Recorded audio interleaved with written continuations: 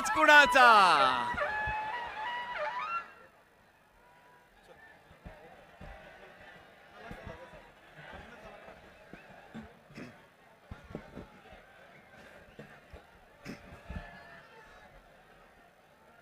जमलेल्या माझ्या तमाम हिंदू बांधवांनो, भगिनींनो आणि मातांनो,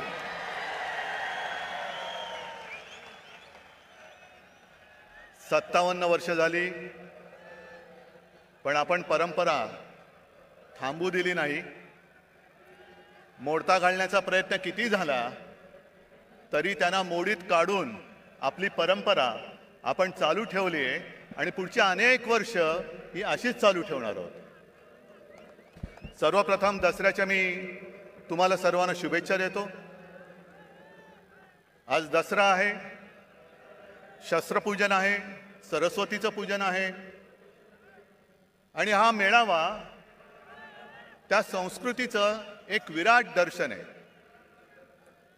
आपला मेळावा झाल्यानंतर आपण इकडे खोकासुराचं दहन करणार आहोत. मुद्दामून एक नवीन असुर खोकासूर,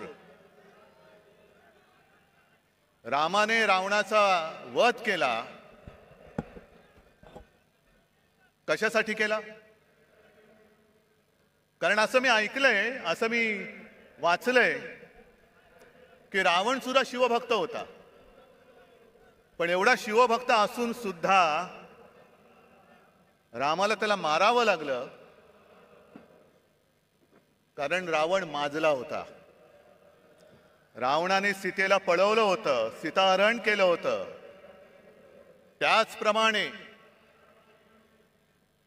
आज सुद्धा आपली शिवसेना पळवण्याचा प्रयत्न होतोय आणि एक खबरदारी घेतली आहे.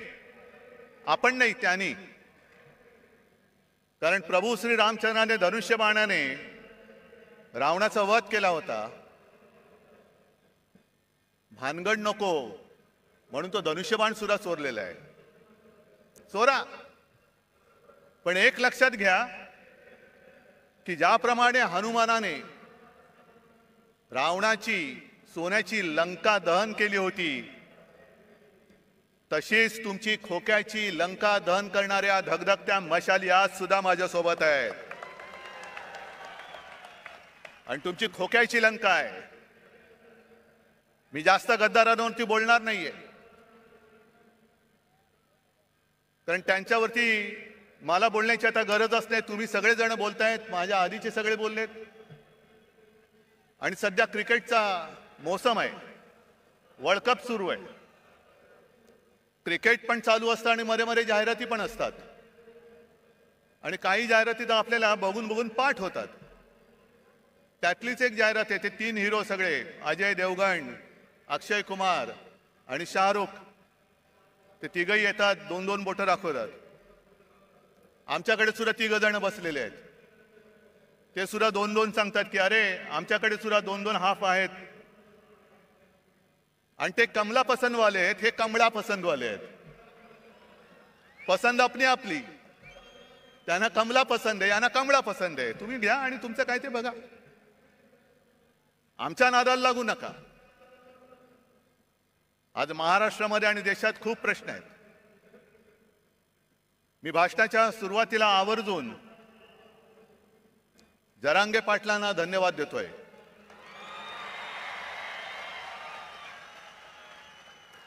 अत्यंत समजदारपणाने त्यांनी आंदोलन सुरू ठेवलेलं आहे आणि आज त्यांनी एक चांगली गोष्ट केली, धनगरांना साथ घातलेली आहे.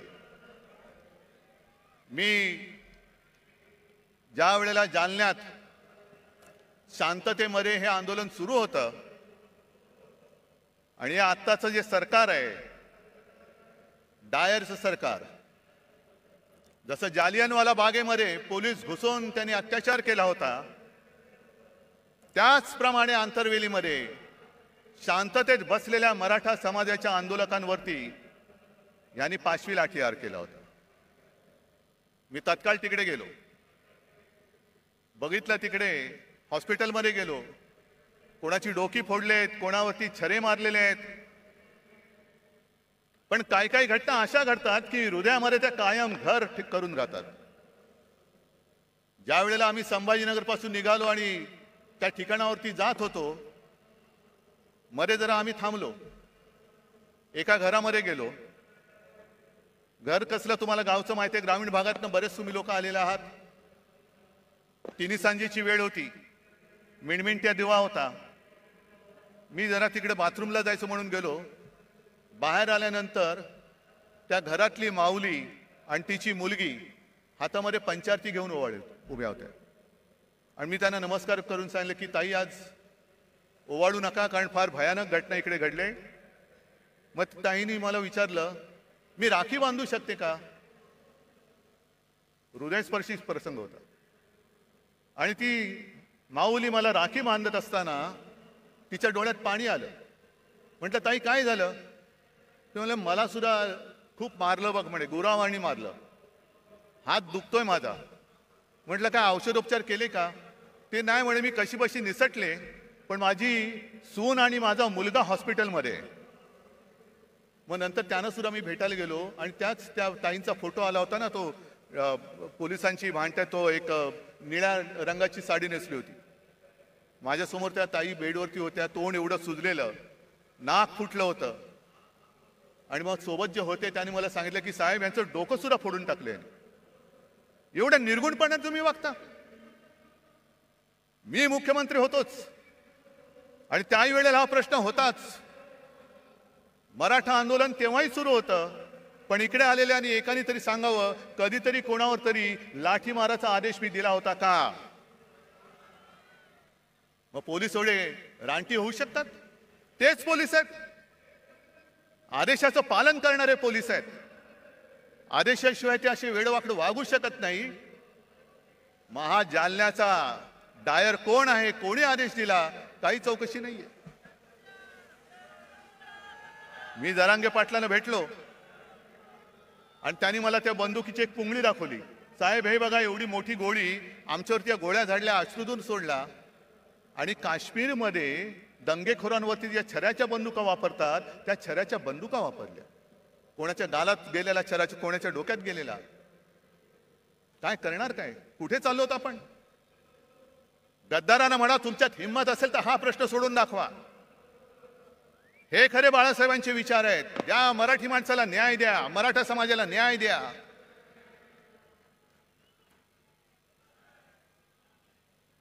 पण आज जर न्याय मिळवायचा असेल तर जेव्हा मी त्या आंदोलनकर्त्यांना भेटायला गेलो होतो तेव्हा जे बोललो तेच आज बोलतोय. हा विषय सोडवायचा असेल तर तो इथे सुटणारा नाहीये, हा लोकसभेमध्ये सोडवावा लागेल. आणि आम्हाला असं वाटलं होतं, नवे आमचा आग्रह होता की ऐन गणपतीच्या दिवसांमध्ये जे खास अधिवेशन घेतलं गेलं होतं, त्या अधिवेशनामध्ये संसदेला तो अधिकार आहे, न्यायालयाचा निर्णय फिरवण्याचा अधिकार आहे. ज्याप्रमाणे दिल्लीचा निर्णय, संपूर्ण बदल्यांचे अधिकार, कोर्टाने दिलेला निर्णय यांनी 5वी बहुमताच्या जोरावरती जसा वळवला होता, तसाच सगळ्यांना न्याय देणारा निर्णय तुम्ही संसदेत घ्या. घ्या, मराठा समाजाला घ्या, धनगरांना घ्या, ओबीसीना घ्या, किती जाती असतील, किती वंचित असतील. कारण जे शिवसेना प्रमुखांचं वाक्य होतं की जातीला पोट असतं पण पोटाला जात लावू नका. आणि राज्यकर्त्याचं कर्तव्य असतं की ते पोट कोणत्याही जातीचं असो, ते भरलं गेलंच पाहिजे, हे राज्यकर्त्याचं कर्तव्य असतं. आई इकडे जे सगळे जमलेत आज तिकडे मेळावा घेतायत, बोला, आमचं ती टीका करा, मी तुम्हाला किंमत देत नाही. कारण माझ्या समोर महाराष्ट्रातला हा गोरगरीब आहे. आणि मी जरांगे पाटलांना खास धन्यवाद एवढ्यासाठी देतोय की जातीपातीच्या भिंती उभ्या करून आपापसामध्ये झुंजवण्याचं कारस्थान जे भाजपा करते, त्याला आपल्याला सगळ्यांना मिळून मोडून तोडून टाकायचं आहे. सगळे मराठा म्हणजे सगळे मराठी, एका मातीची आपण लेकरं आहोत. फक्त ज्यांच्याशी लढतोय आपण, तो सारासुरा नाहीये, तो कपटी आहे,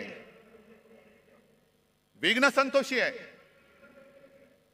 आणि भाजप एवढा विघ्न संतोषी आहे की कोणाचंही लग्न असो, तुम्ही बोलवा अथवा नका बोलू, हे जाणार, पंक्तीला बसणार, भरपूर जेवणार, आडवा हात मारणार, मग श्रीखंड पुरी असेल, बासुंदी असेल, किती पोळ्या खाण्याच्या स्पर्धा लावतील. किती पुरणपोळ्या खाल्ल्या माहितीये तुम्हाला? सगळ्या पुरणपोळ्या फस्त करणार, ढेकर देणार, पण निघताना नवरा बायकोत भांडणं लावून दुसऱ्या लग्नात जेवायला जाणार. अशी ही औलाद आहे, अशी औलाद आहे. आणि मी पुन्हा पुन्हा सांगतोय, भारतीय जनता पक्ष असो किंवा त्या काळचा जनसंघ असेल, यांचा कधीही कोणत्याही लढ्याशी सुतराम संबंध नव्हता. स्वातंत्र्य लढ्याशी तर कदापि नव्हता. मराठवाडा मुक्ती संग्रामात त्यांचं कधी नाव ऐकलं नाही. संयुक्त महाराष्ट्र चळवळीमध्ये सुद्धा ते नव्हते. पण केव्हा एकत्र आले होते? संयुक्त महाराष्ट्र समितीमध्ये ते आले होते. चळवळीत नव्हते, समितीत आले. कशासाठी आले? हे सगळं आयतं अन्न शिजतंय, घुसून बघूया हात मारायला. म्हणून सगळ्यात शेवटी जनसंघ समितीत सामील झाला आणि सगळ्यात पहिल्यांदी जनसंघ बाहेर पडला, जागो वाटपाच्या भांडण करून सगळं तोडून मोडून टाकायचं. विघ्न संतोषी म्हणतात ते याला. मग जनता पक्षात घुसला, तिकडे दुहेरी सदस्यत्वाचा वाद केला, तिकडे तोडफोड तांबा पितळ केलं. मग शिवसेनेसोबत आले, तिकडे अकाली दलाबरोबर गेले, कधी नितीश बरोबर, कधी यांच्या बरोबर, कधी त्यांच्या बरोबर, गोव्यात मगो पक्षाबरोबर. हे औलादी लक्षणीची ही जी पार्टी आहे, हे जिथे जाते तिथे सत्यानाश करते. म्हणून मी जरांगे पाटलांना सांगतो की पहिले यांच्यापासून सावध राहा, पहिले यांच्यापासून सावध राहा. आज सुद्धा त्यांनी जे काही केले, हा भगवा इकडे डौलाने फडकतोय, मानाने फडकतोय, पण त्या भगव्यामध्ये दुही, तो जो आला होता ना पानिपतचा अब्दाली, त्यांनी हेच केलं होतं.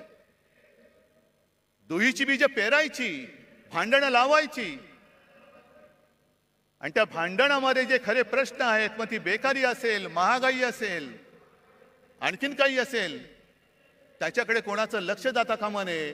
तुमच्या चुली पेटवण्यापेक्षा तुमची घरदारं आम्ही पेटवतो आणि पुन्हा तुमचे रक्षण करते म्हणून तुमच्या पेटत्या घरांच्या होळीवर आम्ही आमची पोळी भाजतो. हे आता उघड उघड दिसतंय, उघड दिसतंय. दुसरा आता जवळपास 1 वर्ष होऊन गेलं.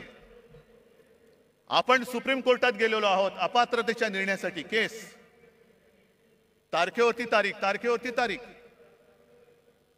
काय करायचं तेच कळत नाही. कारण सर्वोच्च न्यायालय प्रत्येक वेळेला कानफट फोडतंय यांचं लवादाचं, पण निर्लज्जम सरासुखी कानफट फोडलं तरी गाल सोडत सांगतात की आम्ही आमचं टाइम टेबल सादर करू.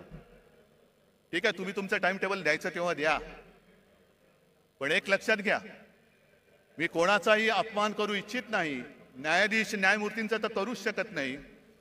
पण ज्या पद्धतीने हे सगळं चाललेलं आहे ते बघितल्यानंतर एक विनोद नक्की माझ्या लक्षात येतो. आणि तो विनोद म्हणजे असा आहे की एकदा भरल्या कोर्टात न्यायमूर्ती बसलेले असतात आणि केस चालू असतात. कोणाला तारीख दे, कोणाचा निर्णय दे, कोणाचं हिअरिंग घे, आणि मग त्या सोबत कोण असतो त्याला विचारतात, चल पुढची केस कोणती आहे? मग तो सांगतो, साहेब एका 20 वर्षाच्या मुलीची छेड काढलेल्याची ही केस आहे. आता मुलीची छेड काढले म्हटल्यानंतर कोणी चिडणार? बोलवा त्याला, आणा समोर. आणि त्या आरोपीच्या पिंजऱ्यात एक आजोबा काठी टेकत टेकत टेकत येतात. ते न्यायाधीशांचं डोकं आणखीन फिरतं. तुम्हाला लाज नाही वाटत? आजोबा झालात, काठी टेकत चालता आणि 20 वर्षाच्या मुलीची छेड काढता, शरम नाही वाटत? त्या आजोबा शांतपणाने न्यायाधीशाकडे बघतात आणि सांगतात, न्यायाधीश महाराज, जेव्हा ही घटना घडली तेव्हा मी सुद्धा 20च वर्षाचा होतो. काय कळलं? म्हणजे 20 वर्षाच्या असताना ती घटना घडली, आता ते आजोबा झाले, जिची छेड काढली होती ती सुद्धा आजी झाली, पण केस चालू आहे, केस चालू आहे, केस नाही थांबणार, तारीख पे तारीख, तारीख पे तारीख.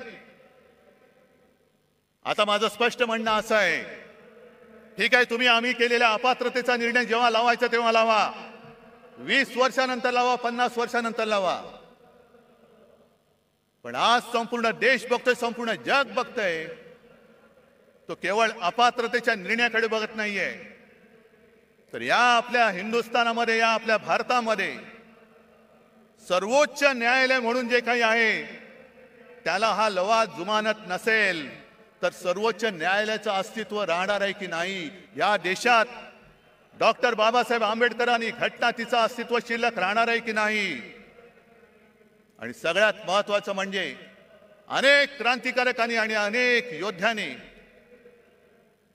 रक्त सांडून, बलिदान देऊन, त्याग करून जी आपली भारत माता स्वतंत्र केली, त्या भारत मातेची लोकशाही ही टिकणार आहे की नाही ह्याच्याकडे आमचं लक्ष आहे. बघूया आता 30 तारखेला काय होतंय. नुसता अपात्र कोणाला ठरवणार? आधी जनतेने ठरवूनच टाकलेलं आहे. माझं तर म्हणणं असं आहे की केसचा निकाल लागण्याच्या निवडणुका घेऊन दाखवा, जनता जनार्दन ठरवेल ते पात्र आहेत का अपात्र आहेत, होऊन जाऊ दे खुल्या मैदानात. पण सर्वोच्च न्यायालयाकडनं आम्हाला नक्की अपेक्षा आहे. मध्ये आपले माननीय पंतप्रधान मोदी जे बोलले, घराणेशाही घराणेशाही, होय मी घराणेशाहीचा पाईक आहे, कारण मला माझ्या घराण्याचा अभिमान आहे, मला माझ्या आई वडिलांचा अभिमान आहे, आजोबांचा अभिमान आहे आणि सर्व पूर्वजांचा अभिमान आहे. जो कुटुंब व्यवस्था मानत नाही त्यांनी दुसऱ्याच्या घराण्याबद्दल बोलू नये.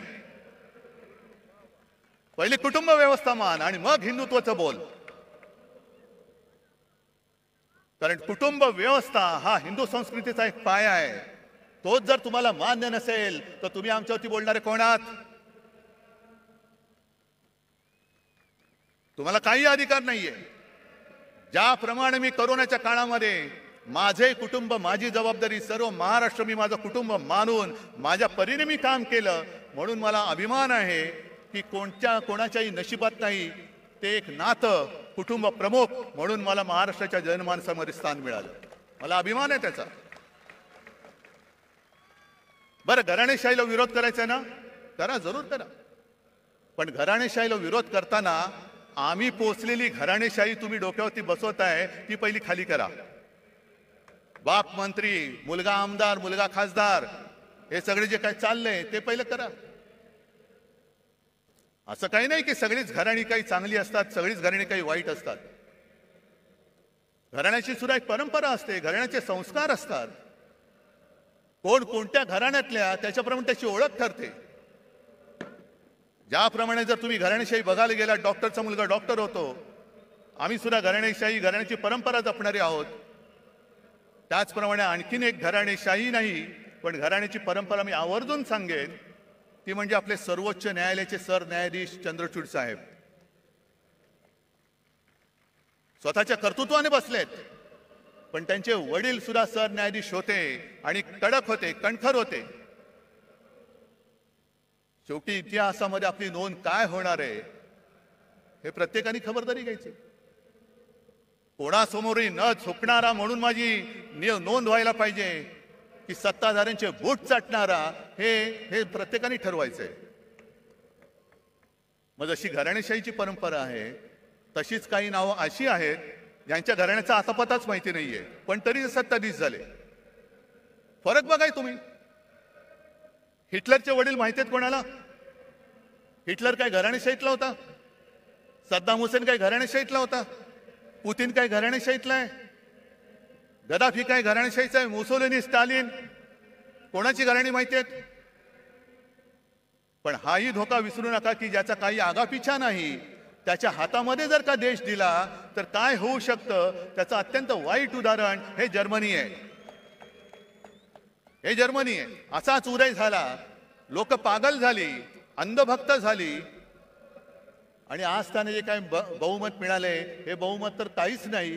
जवळपास 95, 97, 98% त्यावेळेला हिटलरला बहुमत मिळालं होतं विकासाच्याच नावावर.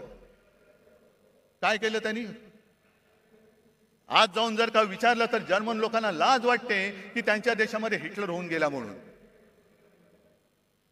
मग तुम्ही ठरवायचंय की ज्याच्या घराण्याचा आगापिछा माहिती असा निवडायचा की कोणाचा कशाला पत्ता नाही, आज दिसते उद्या गायब.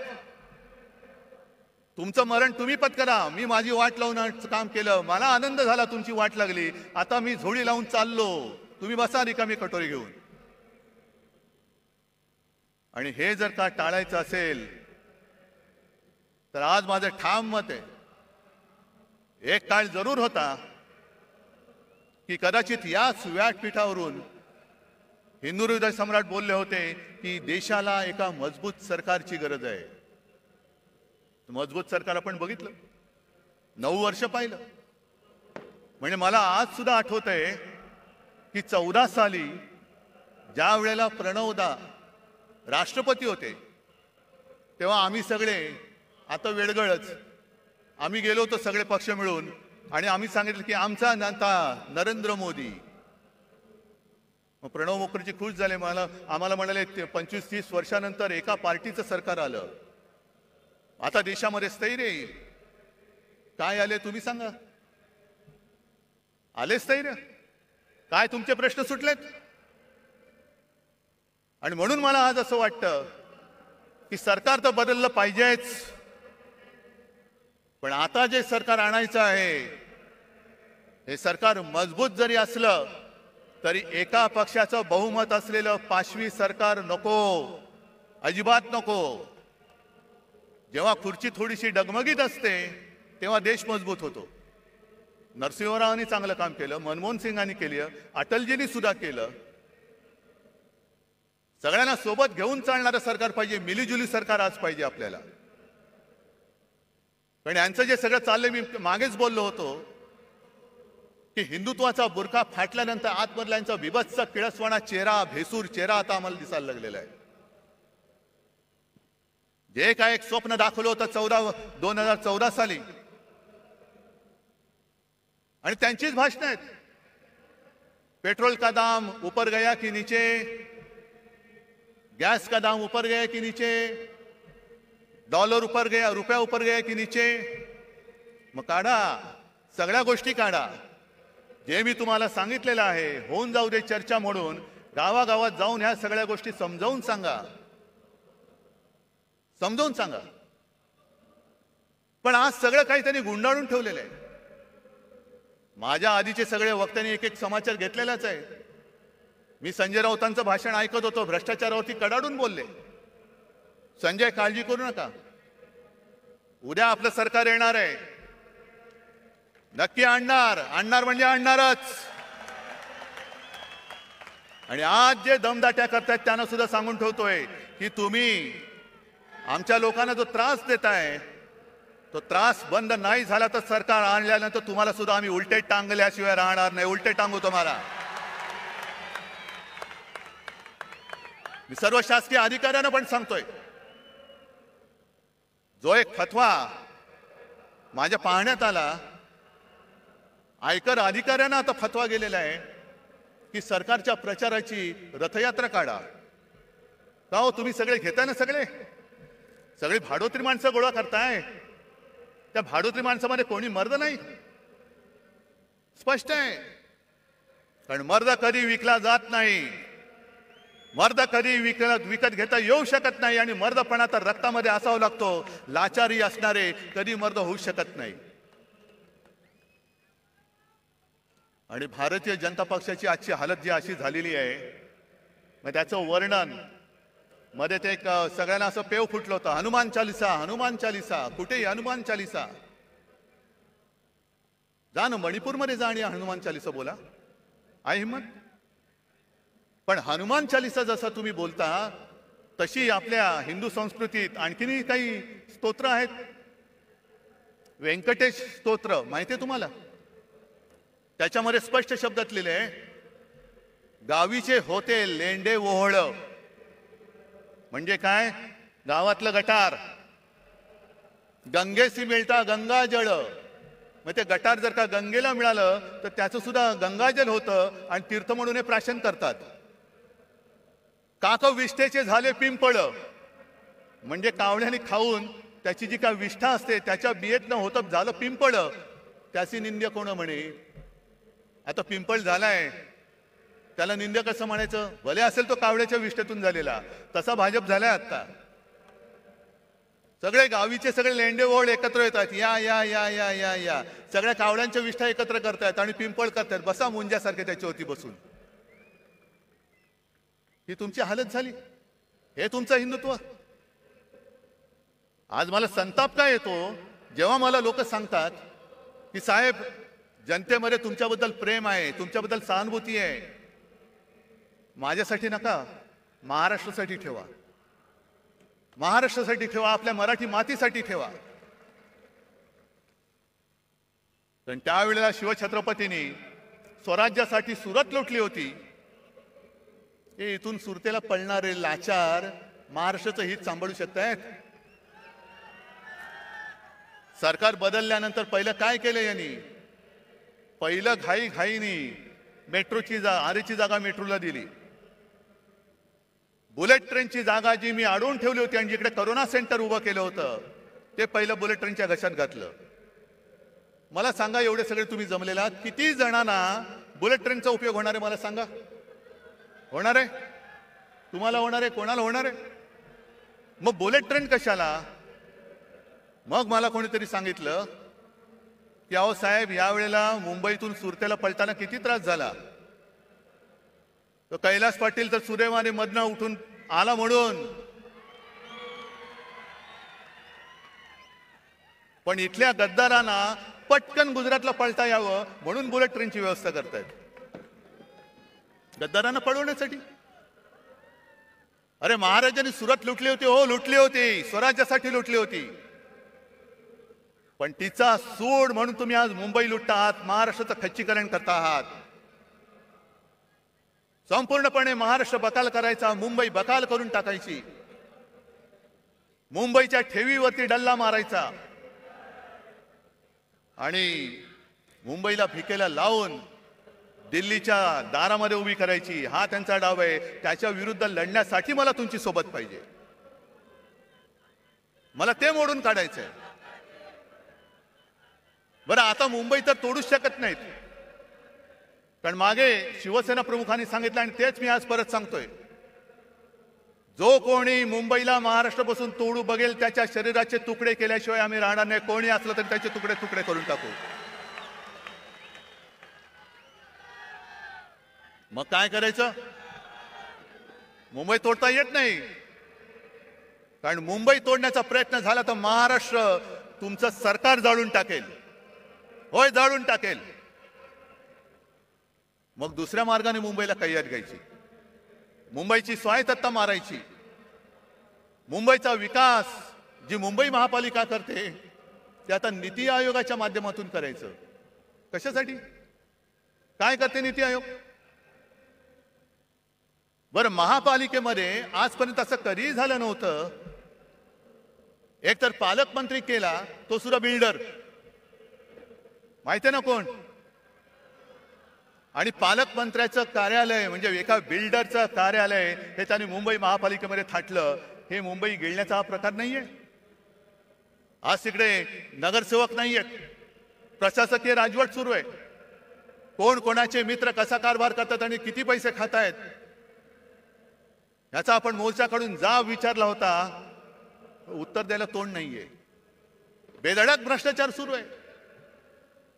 बरं, एवढा भ्रष्टाचार करताय, एवढा भ्रष्टाचार करताय, पण संताप एका गोष्टीचा येतो की ज्या माझ्या मुंबईने, माझ्या महाराष्ट्राने करोनामध्ये अतुलनीय काम केलं, मुंबई मॉडेल म्हणून जे जगभरात नावाजलं गेलं, त्या मुंबईत करोनाच्या काळात काय भ्रष्टाचार झाला म्हणून ते स्वतःचे कपडे काढून फिरणारे दलाल आरोप करतायत आणि त्याला हे मिंदे साथ देऊन चौकशी लावले. खिचडीमध्ये काय होतं, औषधं कुठून घेतली, आणखीन कुठून काय केलं. अरे दरिद्री लोकांनो, मुंबई सारखी सोन्याची राजधानी, हे आपल्या देशाची आर्थिक राजधानी, तिचं महत्व तुम्हाला मारताय तुम्ही आणि बूट चाटे डोळ्या देखत ते होऊ देतात. मुंबई माझ्या देशाची, भारत मातेची आर्थिक राजधानी होती का आहे हे आता समजत नाही. कारण सगळे चांगले केंद्र, सगळे उद्योगधंदे हे गुजरातमध्ये नेले, मुंबईच्या बाहेर नेले, महाराष्ट्राच्या बाहेर नेले, काही दिल्लीला नेले. फिल्म सिटी आता उत्तर प्रदेश पण येते, जरूर न्या. पण जे मुंबईच्या हक्काचं आहे ते ओरबाडून तुम्ही नेत असाल तर तुम्हाला याच मुंबईत गाडून टाकल्याशिवाय राहणार नाही आम्ही. आणि कसला घोटाळा? कोरोना काळाच्या घोटाळ्याचं जर चौकशी करायची असेल तर मुंबईची जरूर करा, सगळ्या महापालिकांची करा, ठाणेची करा, पुणेची, पिंपरी चिंचवड, नागपूरची सुद्धा करा. जे नागपूर आमच्या उपमुख्यमंत्र्यांनी बुडवून दाखवलं त्याची चौकशी करा. आणि मी तर म्हणतो हिम्मत असेल तर पीएम केअर फंडापासून संपूर्ण काश्मीर कन्याकुमारी पर्यंत सर्व राज्यांची चौकशी करा, होऊन जाऊ दे. कशी मुंबईने आरोग्य व्यवस्था उभारली, महाराष्ट्राने आरोग्य व्यवस्था उभारली,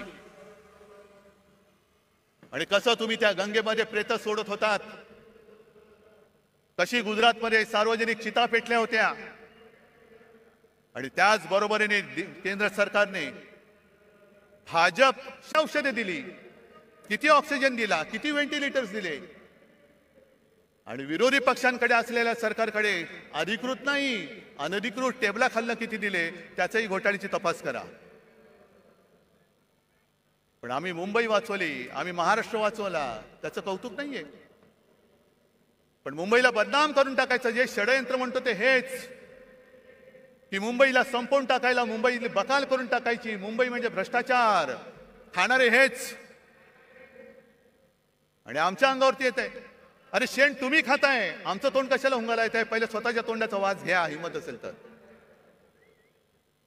एक सुद्धा कोणी मायचा पूत पीएम केअर फंडाचा घोटाळा बाहेर काढा, त्याचा घोटाळा म्हणण्यापेक्षा त्याचा हिशोब घ्या ना. एकट्या टाटाने मला असं वाटतं 1,500 कोटीचा चेक त्या पीएम केअर फंडाला दिला होता. इथले सुद्धा जे भाजपचे लोक होते त्यांनी सुद्धा मुख्यमंत्री निधीला पैसे नव्हते दिले, पंतप्रधान निधीला पैसे दिले होते. हा एवढा तुम्ही भेदभाव करून सुद्धा तुम्ही त्याचा तो पैसा, हा जनतेचा पैसा, त्याचा हिशोब जनतेला द्यायला नको. आणि आज संपूर्णपणे जो कारभार सुरू आहे, आरोग्य यंत्रणेचे कसे काय 3-13 वाजलेत बघा. मला या बोंबलणाऱ्याने एकच सांगायचंय की तुमचे नेते दिल्लीतनं संपूर्ण देशाला रिकाम्या थाळ्या बडवायला सांगत होते आणि गो करून बोंबलायला लावत होते ना, त्यावेळेला आमच्या सरकारने गोरगरिबांना 5 रुपयात रिकामी नाही भरलेली थाळी शिवभोजन म्हणून दिली. याला म्हणतात सरकार. हे आमचं हिंदुत्व आहे. हा आमच्या आणि तुमच्या हिंदुत्वातला फरक आहे. तुम्ही रिकाम्या थाळ्या बडवणारं तुमचं हिंदुत्व आहे आणि गोरगरिबाला पोट भरून जेवण देणारं आमचं शिवभोजन हे आमचं हिंदुत्व आहे. ज्या वेळेला तुम्ही रस्त्यावरती उतरला होता आणि तुमचे ते महामहिम काळी टोपी मला पत्र दिलं होतं, पत्रमध्ये छान लिहिलं होतं. माझ्याकडे काही लोक आली होती आणि त्या लोकांनी मंदिरं उघडण्यासाठी विनंती केली. मला कळत नाही तुम्हाला असे ईश्वरी काही संकेत येतात का की तुम्ही मंदिरं बंद ठेवलेत. किती विक्षिप्त बिंडूक माणसं असतात. आपल्याला बरेचदा कळत नाही टोपी खाली दडलंय काय. पण जेव्हा तुम्ही मंदिरं उघडायला सांगत होता तेव्हा आम्ही गावागावात खेड्यापाड्यात आरोग्य मंदिरं उघडत होतो. हे आमचं हिंदुत्व आहे. तुम्ही सगळं उघडा उघडा सांगत होता तेव्हा आम्ही आरोग्य यंत्रणा वाढवली, रुग्णशय्या वाढवल्या होत्या, टेस्टिंगच्या केंद्र वाढवली होती. जी जेमतेम 2-3 केंद्र महाराष्ट्रात होती ती आपण 600च्या वरती केली होती. हे आमचं हिंदुत्व आहे. जर कोणी आपल्या समोर तळमळत असेल तर त्याला वाचवणं, त्याची जात पात विचारत नाही बसलो आम्ही. कोणी असेल, होय मालेगावमध्ये मुसलमान सुद्धा आले होते, त्यांना सुद्धा आम्ही वाचवलं. धारावीमध्ये आम्ही धारावी वाचवली. हे आमचं हिंदुत्व आहे. पण मुंबईचा जो धोका आहे, मी मगाशी तुम्हाला सांगत होतो तो की आता धारावी सुद्धा गिळायला निघालेत. इथे आली असतील काही धारावीची लोक. धारावीचा विषय मी स्वतंत्रपणे धारावीत येऊन घेणार आहे. पण आता याच्या घशामध्ये धारावी त्यांनी घातले तो कोण? यांचा मित्र तुम्हाला माहिती आहे कोण? मला माहित नाही. मी अडाणी आहे बाबा, मला काही कळत नाही. तुम्हाला काय कळतंय?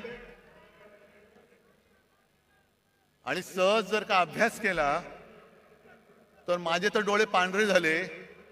जवळपास 150 कोटी स्क्वेअर फुटाचा FSI तिकडे मिळणार आहे. म्हणजे सगळी, आणि तो FSI दक्षिण मुंबईत तो वापरू शकणार.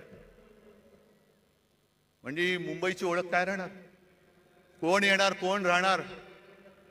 आणि हा विकास केवळ तुमच्या मित्राचे खिसे भरायला आम्ही होऊ देणार नाही.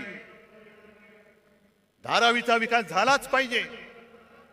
तिथे जो झोपडीमध्ये राहतो, ज्याला आम्ही वाचवलेलं आहे, त्याला प्रत्येकाला हक्काचं घर मिळालंच पाहिजे.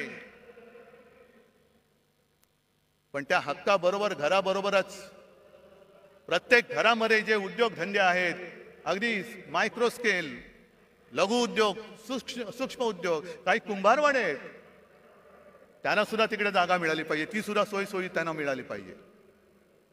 आणि सगळ्यात महत्वाचं म्हणजे धारावीच्या एका परिसरामध्ये तुम्ही घरं जरूर बांधा. पण आज देखील माझा गिरणी कामगार घराविना फिरतोय, वणवण फिरतोय. त्या गिरणी कामगारांच्या मुलांना धारावीत घरं द्या. वांद्रा वसाहतीमध्ये सरकारी कर्मचाऱ्यांना घरं तिथल्या तिथे मिळावीत असा निर्णय आमच्या सरकारने घेतला. हे द्यायला तयार नाही आहेत. वांद्रा वसाहतीत तिथल्या कर्मचाऱ्यांना घरं मिळालीच पाहिजेत. पण त्याच्या नंतरचे जे कर्मचारी आहेत त्यांना सुद्धा धारावीत घरं द्या.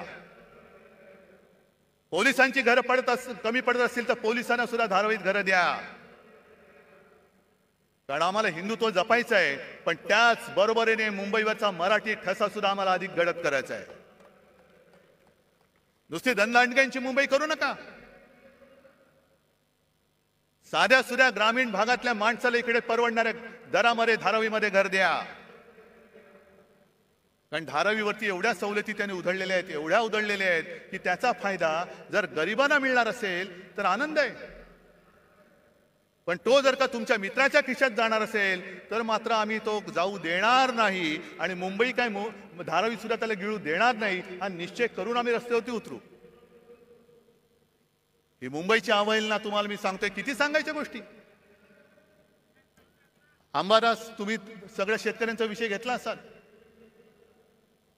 एक तर दुष्काळ आपल्या माथी आलेला आहे. माझ्या माहितीप्रमाणे आता जो खरीप झाला त्याचं 22% उत्पादन कमी झालेलं आहे. पाऊस पुरेसा नाही, धरणामध्ये पाणी साठा बरोबर नाहीये. पुढच्या मोसमापर्यंत पिण्याचं पाणी कसं पुरवायचं? कारण आज गावागावांमध्ये टँकर सुरू झालेत की नाही तुमच्यापैकी कोणाच्या गावात? आज टँकर सुरू झालेत. उद्या काय होणार आहे सांगता येत नाही. पण सगळ्यात संतापाची गोष्ट अशी आहे की मधल्या काही एका दिवशी मी शिर्डीमध्ये गेलो होतो दुष्काळी पाहणी करायला. आता टीव्हीवरती तुम्ही बघितलं असाल, मला कोण म्हणेल हा काही वेडा आहे का रे, भिजतोय आणि दुष्काळाची पाहणी करतोय. पण वस्तुस्थिती अशी होती की त्या दिवशी मी पावसामध्ये भिजलो होतो, पण माझ्या समोरची पिकं ही करपून गेली होती. मग त्या पाण्याचा चिखल होण्याखेरीज काही उपयोग नव्हता. मग शेतकऱ्याची ती पेरणी वाया गेलीच. कर्ज डोक्यावरती चढलं. पण कर्ज डोक्यावर चढण्यापूर्वी त्यांनी सरकारने जी एक योजना काढली, प्रधानमंत्री पीक विमा योजना. आता थोडं तुम्ही शहरातले असला तरी सांगायला पाहिजे की या पीक विम्यामध्ये 3 हिस्से असतात. एक केंद्र सरकार देतं, दुसरं राज्य सरकार देतं आणि तिसरा शेतकरी देतो. या सरकारने एक चांगली गोष्ट केली की शेतकऱ्याचा हिस्सा स्वतः भरला आणि 1 रुपयात शेतकऱ्याला विमा देण्याची गोष्ट केली. चांगली गोष्ट केली. त्याचा परिणाम काय झाला? साधारणतः 90-95 लाख शेतकरी जे विमा उतरवायचे, विमा काढायचे, ते यावर्षी जवळपास 2.25 कोटी शेतकऱ्यांनी ती नोंदणी केली. 2.25 कोटी, 1,70,00,000पेक्षा जास्त. मग चांगली गोष्ट झाली. आता दुष्काळ पडलाय, पीक गेलं. मग सरकारने बैठक घेतली की पूर्ण पंचनामे होईपर्यंत, मागणी येईपर्यंत तुम्ही अग्रिम एक रक्कम द्या.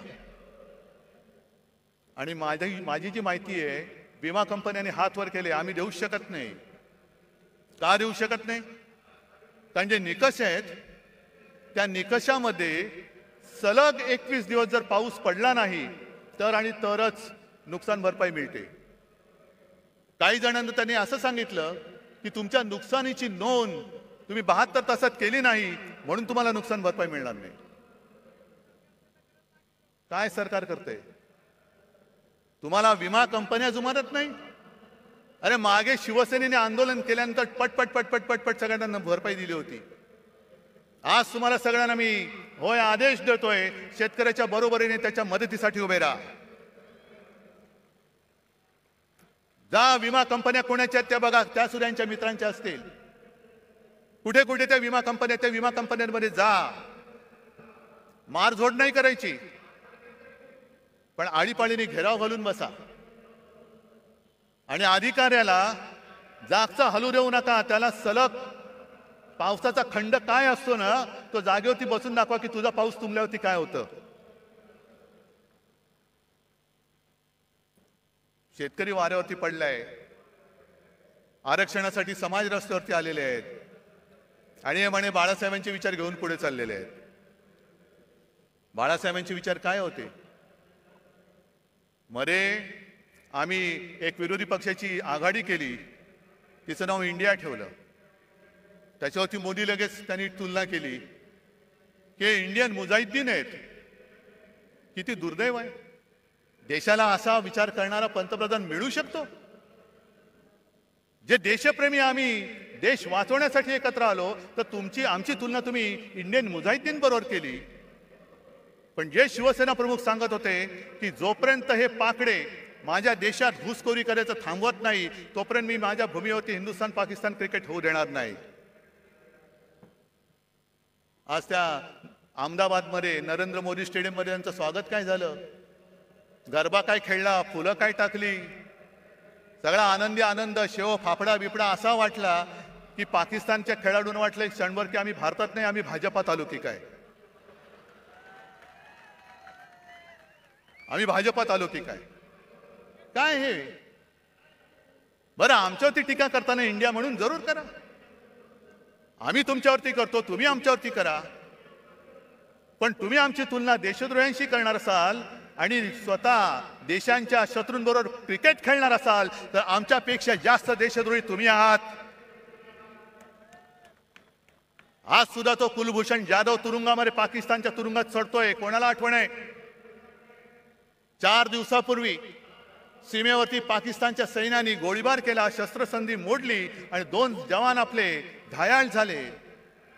खेळा, क्रिकेट खेळा. तिकडे अग्निवीर सीमेवरती गेला, वाऱ्यावरती सोडला. आज मराठा आंदोलनामध्ये आत्महत्या होत आहेत, वाऱ्यावरती सोडतायत. मला आज सगळ्यांना एक आवाहन करायचंय, शेतकऱ्यांना करायचंय, मराठ्यांना करायचंय, ओबीसीना करायचंय, धनगरांना करायचंय. सगळे जे या त्यांच्या न्याय हक्कापासून वंचित आहे, त्यांना मी हात जोडून नम्र विनंती करतो की बाबांनो, आत्महत्या करू नका. कारण उद्या तर आपला हा लढा आपल्याला लढावाच लागेल, जिंकावाच लागेल. आरक्षण नक्की मिळेल, पण तेव्हा जर का तुम्ही नसला तर तुमच्या कुटुंबाचं रक्षण कोण करणार हा विचार करा. आणि तुमचा सोन्यासारखा जीव यांच्या नादान सरकारपायी असा देऊ नका. आणि हा सगळा भोंगळ कारभार बघितल्यानंतर कुठे औषधं नाहीत, औषधी खरेदी नाही, काही नाही. सरकारी रुग्णालयात रुग्ण मरतायत. आता कोणतरी बोललं खेकडे धरणं फोडतायत. आणि एक खेकडे राज्याचे आरोग्यमंत्री हे काय करणार? म्हणजे मध्ये मी जी काय बातमी वाचली, आता टेंडर शिवाय औषध खरेदी करणार आणि तुम्ही आमच्या औषध खरेदीची चौकशी करणार. वा,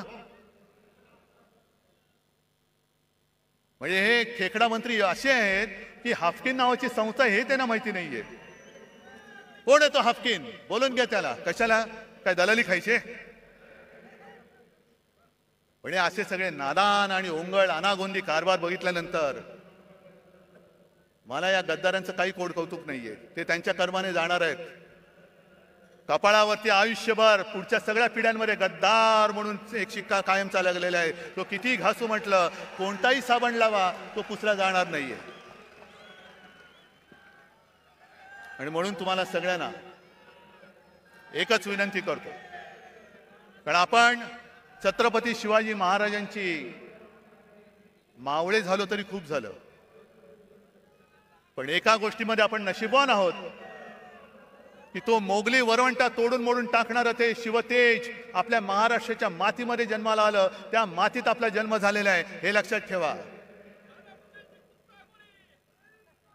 त्याचा भुसा तुम्ही पाडा,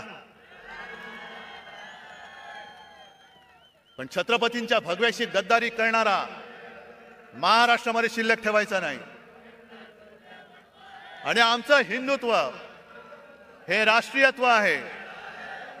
आमचं हिंदुत्व हे राष्ट्रीयत्व आहे. जो कोणी या देशासाठी मरायला तयार आहे, देश वाचवायला तयार आहे, तो जातीपाती धर्माने कोणी असला तरी तो आमचा आहे, आमचा हिंदू आहे. आणि कोणीही असो, जो जातपात धर्माने कोणी असला आणि देशाच्या मुळावर आलेला असला, अधिक कुरुलकर असला तरी देखील तो देशद्रोही आहे. तो देशद्रोही आहे. मला अजूनही कळलेलं नाहीये. जरा थांब ना. आहे थांब. मला अजूनही कळलेलं नाही त्या कुरुलकर बद्दल संघाची भूमिका काय आणि भारतीय जनता पक्षाची भूमिका काय. जर त्यांनी आपली गुपितं पाकिस्तानला दिली असतील तर तो मराठी असो, हिंदू असो, कोणी असला तरी त्याला फासावरती, जर गुन्हा सिद्ध झाला तर फासावर दिला गेलं पाहिजे. कारण आमच्यासाठी, मी परत सांगतो, आमचं हिंदुत्व हे राष्ट्रीयत्व आहे. आमचं हिंदुत्व परत सांगतो, शेंडी, जानवेशी आणि घंटेशी जोडलेलं नाही, ते या देशाच्या मातीशी जोडलेलं आहे.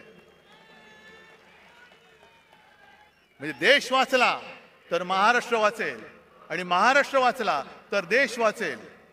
आणि महाराष्ट्र वाचवणारे सगळे जवान, सैनिक माझ्यासमोर, माझ्यासोबत बसलेले आहेत. सेनापती बापट जे बोलले होते त्याचा अर्थ आता कळतोय. माहिती आहे ना, त्यातली एक ओळ महत्वाची आहे. ज्या 4 ओळी आहेत, महाराष्ट्र मेला तरी राष्ट्र मेले. म्हणजे महाराष्ट्र खतम झाला तर राष्ट्र खतम. मराठा विना राष्ट्र गाडा न चाले. मराठा म्हणजे महाराष्ट्रातले सगळे मराठी, त्यांच्या विना राष्ट्राचा गाडा चालू शकत नाही. खरा वीर वैरी पराधीनतेचा, हे यांच्यासारखे बुटचाटे नाहीत वैरी वीर. जो पराधीन होण्याला विरोध करतो, गुलामी स्वीकारत नाही, तो खरा वीर. खरा वीर वैरी पराधीनतेचा, महाराष्ट्र आधार या भारताचा. आज संपूर्ण भारत आपल्याकडे बघतोय. अरे त्यावेळेला सुद्धा असाच अंधकार पसरला होता, घरदारं फुटत होती, देवांचे राख रांगोळ्या होत होत्या. आणि तेव्हा ही एक मशाल छत्रपती शिवाजी महाराजांची भगवा घेऊन संपूर्ण त्यांनी त्या मोगलांना टक्कर दिलेली. वाघ नख जरूर आणा, पण त्या नखाच्या मागे वाघ नसेल आणि मुनगट्टीवर असतील तर त्या वाघ नखाला काय अर्थ नाहीये. त्यावेळेला सुद्धा त्या वाघ नखाच्या मागे छत्रपती शिवाजी महाराज नावाचा वाघ होता, म्हणून त्यांनी दगाबाज अफजल खानाचा कोथळा बाहेर काढला होता. ती कोथळा काढण्याची हिंमत जर नसेल आणि आमच्या भावनेची खेळ करणार असाल तर निवडणुकीमध्ये तुमचा राजकीय कोथळा आम्ही बाहेर काढल्याशिवाय राहणार नाही. आम्ही काढू बाहेर. भावनांशी खेळ करू नका. जर खरोखर पुराव्यानिशी ती छत्रपती शिवाजी महाराजांनी अफजल खानाला मारताना वापरलेली वाघनखं असतील तर ती भाड्याने नका आणू. इतर लोकांसारखी. म्हणजे इतर लोकांसारखी म्हणजे काय, की एक पोरगा स्वतः बापाला सांगतो की बाबा मला आता शिक्षण शाळावर काही जमत नाही, मग नाही मी भाजपात जाणार, तिकीट घेणार आणि देशाची. तो बाप म्हणतो थांब जरा, तुला काय झालं, हे तुला काही येडलं का नाही का, तुला असं करू नको. पहिला तू शिवसेनेत जा किंवा काँग्रेसमध्ये जा, राष्ट्रवादीत जा, दुसऱ्या कोणत्याही पक्षात जा, जरा नाव कमव. नाव कमवल्यानंतर काहीतरी गडबड घोटाळा कर, मग भाजपला तुला घेतील आणि तुला मंत्री करतील. मग तुला मंत्री करतील. हे मला भारतीय जनता पक्षाच्या लोकांना सुद्धा सांगायचंय की घराणेशाहीमध्ये तुमची सुद्धा घराणी भाजप आणि संघ वाढवण्यामध्ये खच्ची झालेली आहेत.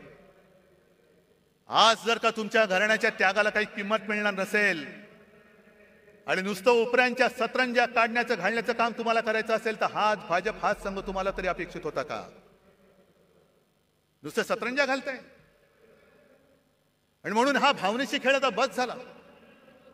आपल्याला आता महाराष्ट्र संपूर्ण हिंदुत्वाबरोबर मराठी माणसाची एकजूट, जे शिवसेना प्रमुखांचं पहिलं वाक्य होतं 96 कोळी 92 कोळी, मराठा मराठेतर 96 कोळी 92 कोळी, स्पृश्य अस्पृश्य कोळी आगरी, हे सगळे भेदाभेद गाडून मराठी माणसाची भक्कम एकजूट बांधा. त्या एकजुटीच्या हातामध्ये शिवरायाचा आणि हिंदुत्वाचा पवित्र भगवा आपल्याला घट्ट धरायचा आहे.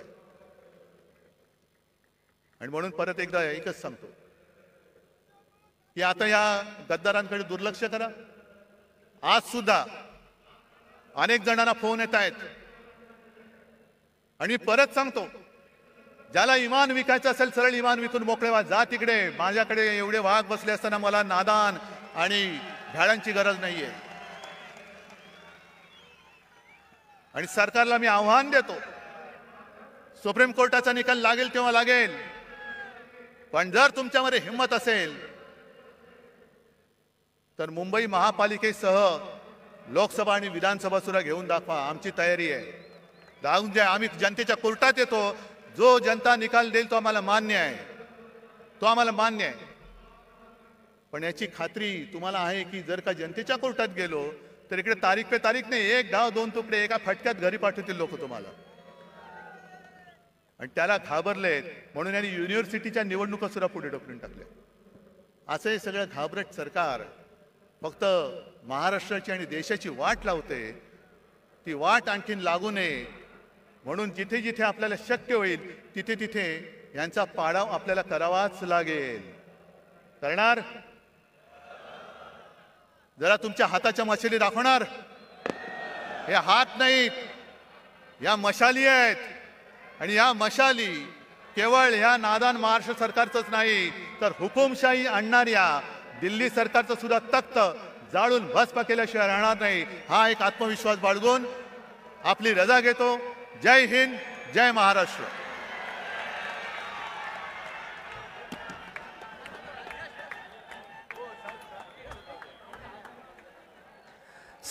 सर्वांना विनंती आहे, कृपया काही क्षण आपण थांबावं, कारण आपण ज्या ठिकाणी उभे आहात फक्त मागच्या बाजूला आपण बघा. रावण दहन परंपरेप्रमाणे या शिवतीर्थावर होणार आहे. खोकासुराचं दहन या ठिकाणी आपल्या सर्वांच्या उपस्थितीत होत आहे. रावण दहन. पोडियम काढा.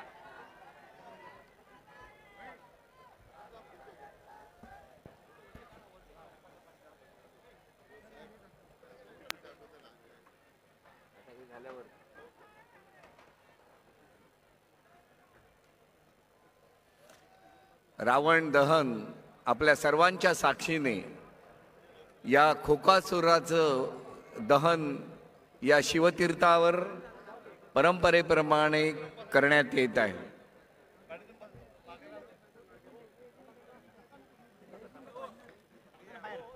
विभागाच्या वतीने महेश सावंत आणि श्रद्धाताई जाधव पक्षप्रमुखांचं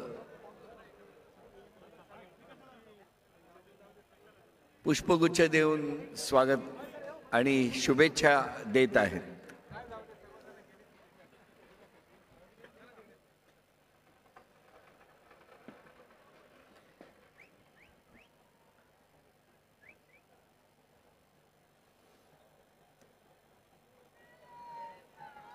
अरे शिवसेना, उद्धव साहेब आगे बढ़ो. अरे आवाज कुणाचा? वंदनीय हिंदू हृदय सम्राट शिवसेना प्रमुख बाळासाहेब ठाकरे यांचा. भारत माता की. सर्वांना विनंती आहे, काही क्षण आपण उभं राहावं.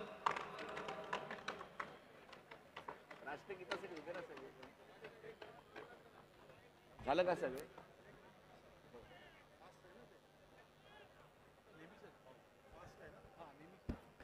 सर्वांनी राष्ट्रगीतासाठी उभं राहावा.